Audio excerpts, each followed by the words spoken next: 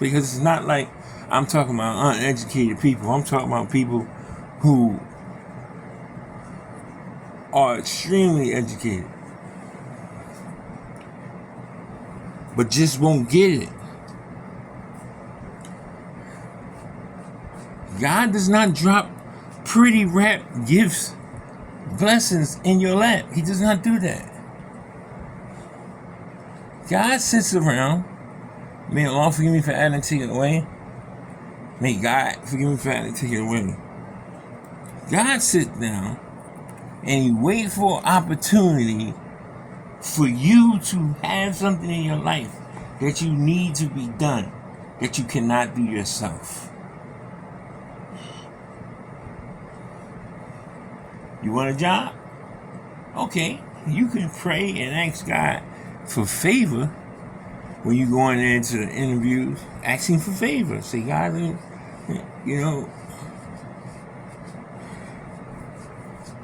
show favor in me.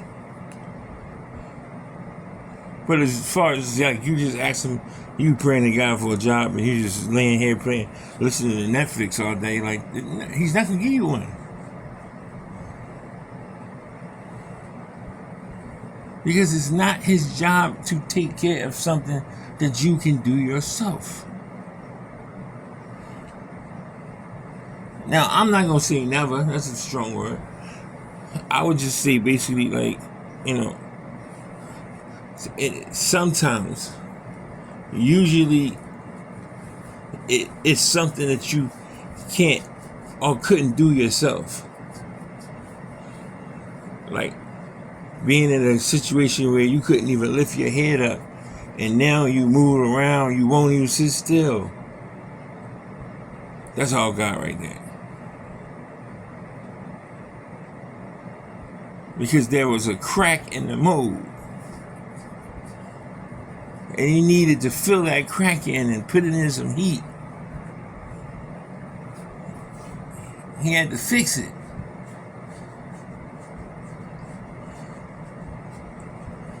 And I ain't saying that God got favoritisms, but sometimes vases crack and He throw them away. But He chose to fix you. And He put you through some fire.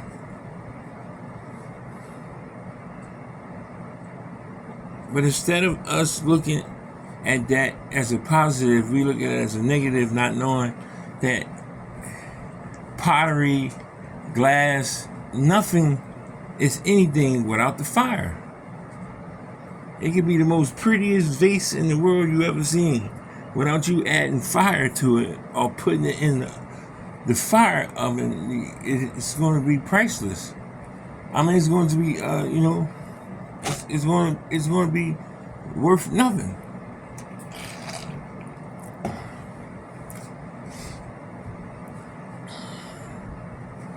Haters have a job. Let them do their job. Matter of fact, give them homework.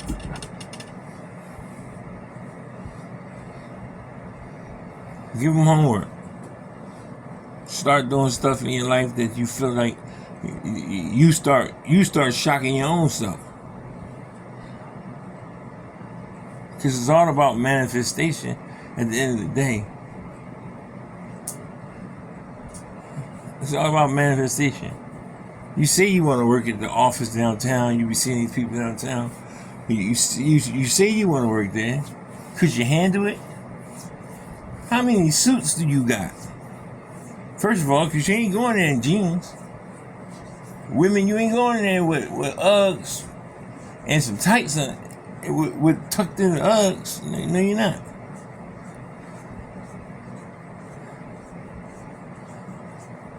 Those people have dress codes on purpose. So when you do walk in the door, you already know. This is where the best of the best of the best is at. And it's going to be competition, and ain't nothing guaranteed. And on top of that, you have to earn everything that you get.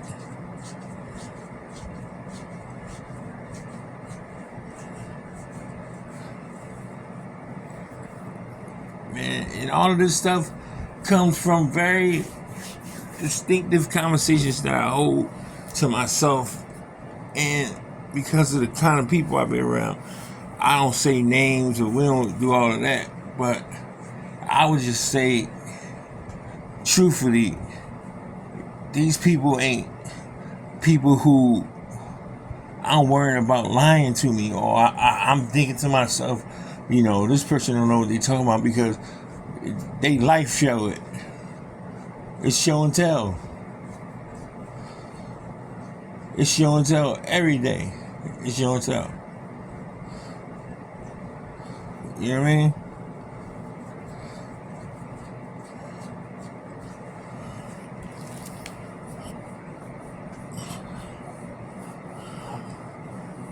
Always wanted to work in one of the jobs to wear a suit. Man, I got the suit from my sister's wedding. I got another ringy-dink suit. The joint I had at my sister's wedding was crazy.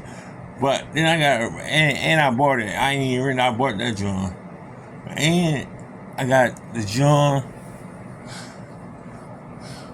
I got the rinky-dink joint, but now it's like some old head shit. Like, I don't like the way it fit, because it's like, it's like one of them throwback joints. Because even Steve Harvey that made this, whether you know this or not, he made his collection like more slim cut.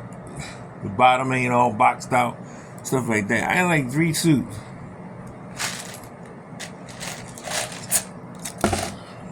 I'm not even prepared. If they call me tomorrow and say, hey, come on, and I go in and say, oh man, look,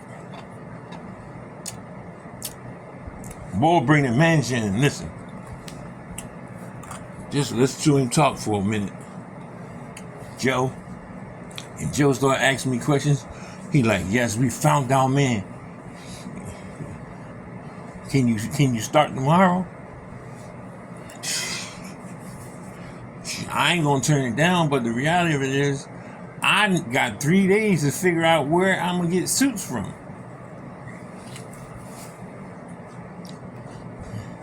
Asking God for stuff that you ain't prepared for.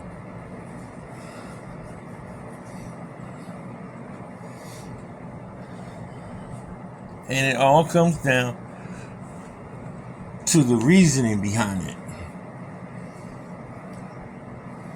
The reasoning behind it is that you don't think you deserve it.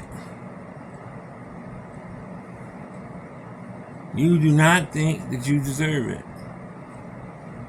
Because the world, haters, and it could be all shape, forms, or fashion, your family, whatever, don't want to see you reach your goal, because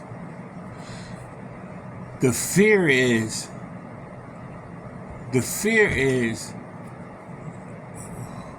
once he get to where he supposed to be at, or once she get to where she is supposed to be at, then I know for a fact she gonna leave and ain't never coming back. I know for a fact he gonna leave and ain't gonna come back. You shouldn't have to worry or even think about whether somebody's coming back or not. If this is somebody who you trust and went through the mud and the fire with, like, that should just be something that you already know gonna happen. Matter of fact, you should encourage it. Speed that up.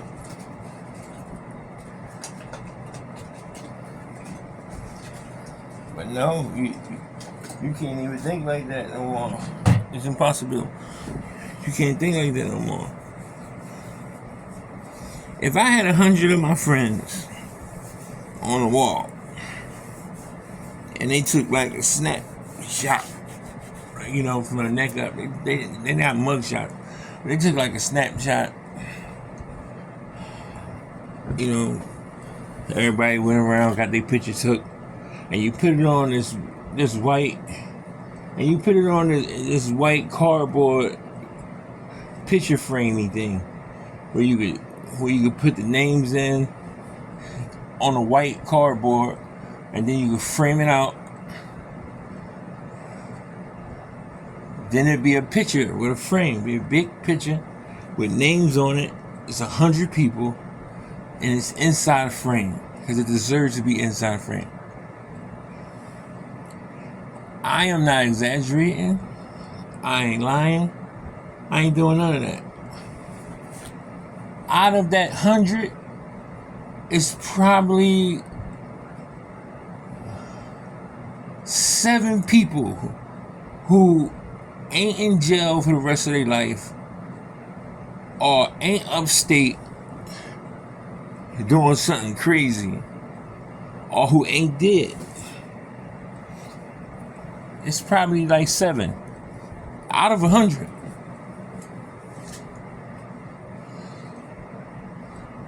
So I just want people to think about that real quick.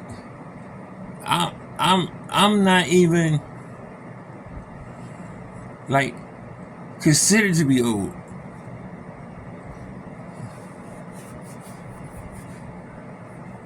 And I was super duper popular, so it was like, I'm not exaggerating.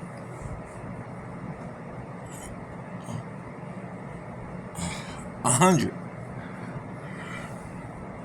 7 left. I mean, 93 people have lost their lives or is in jail forever. Even if they're in jail for 10 years, you come home, the world is going to be, it's going to be over. You know what phones looked like 10 years ago? Now you could actually press a button on your watch and your phone will be in the middle of an air. It's called a hologram. And 10 years from now, cars are going to be flying. Not if or when. I ain't say all cars. There will be one. Most likely it'll be a Tesla, but there's definitely gonna be one. So your life is gonna be over anyway.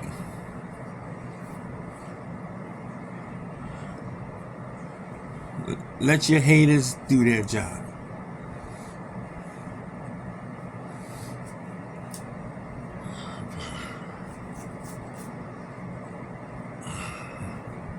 And I say this with the utmost respect. Before I go, I say this with the greatest of admiration. To my haters,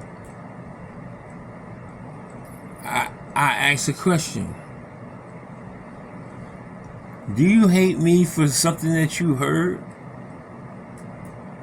Or do you hate me for something that you actually seen or participated in?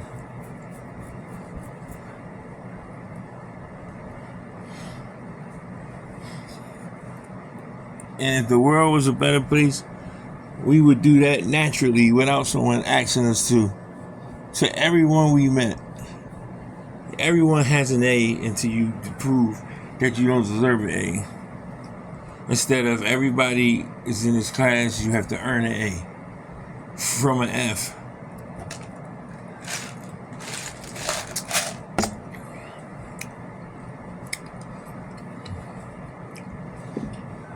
But I had to talk about it because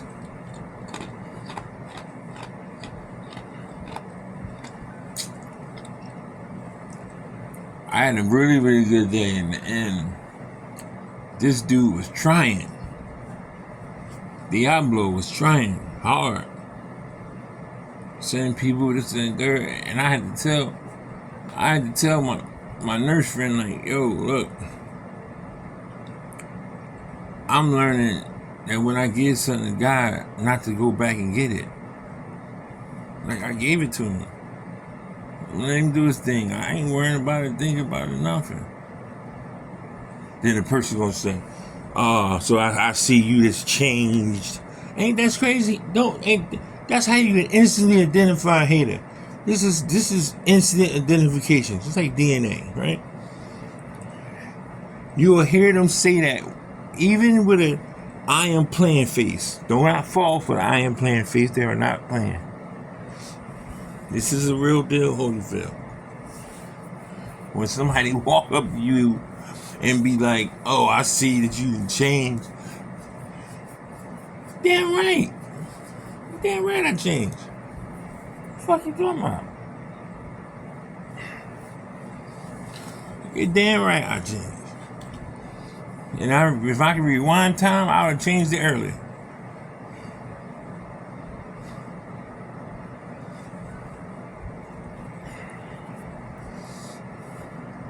Because if you're not right, how can you truly help someone else be right? It's your boy Decopbo. Like always, thank you for listening. Thank you for listening to Fearless and Moral Inventory of Oneself. It's doing really good.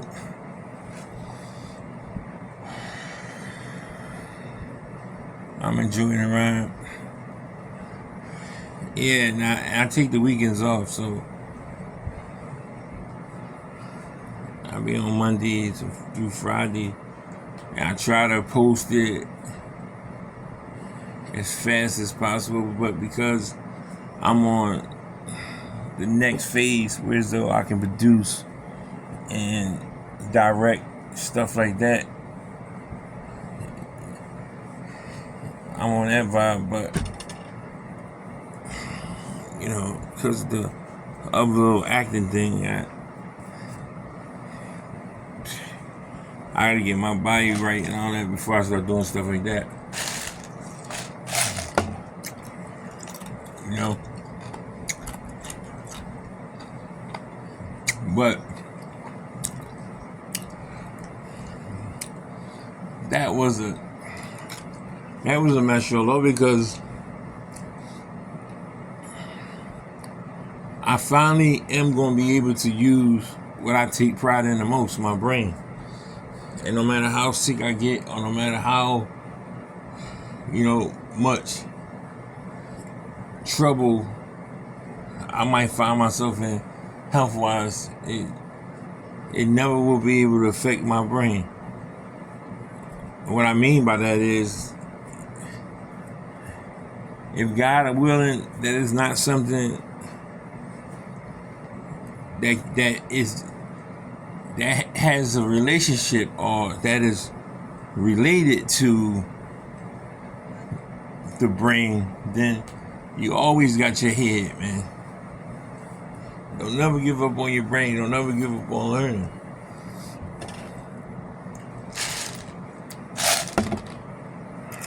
Never give up on learning. Because now you can sit at your home, at your desk, but you got to put that work in. And it really hurt me to hear my old head talk like that today, because he's a strong brother, man. And I mean, I get him. I done cracked on him plenty of times. But like, somebody need to take that nigga to the hospital or something. He's going crazy. Yeah, so I ain't never seen him in that state. But I promised him that I would do this in his honor, so that he may participate in the blessings of our Creator by having some of his answers answered, some of his questions answered. And for real closing, I am a McCurdy, yeah. So in the real, I say,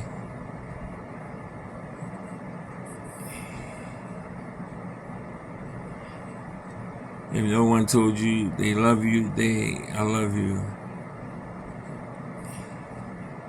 And I pray for my enemies right now, that you will give them an understanding of what cancer is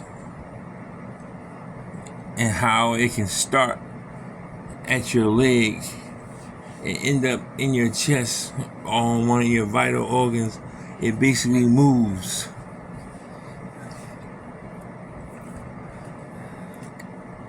And I would rather you be my cancer treatment. I don't have cancer. I'm just using metaphors. Because I don't want to be one of those people that in the Bible say, I will make a place for you. I don't want to walk on nobody's back.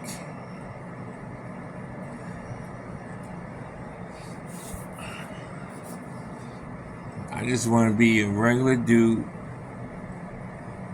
that makes some irregular money, who take care of his family, and give haters a job. It's your boy Decopbo 2.1. I promise I'll talk about the numbers tomorrow. Decopbo 2.1.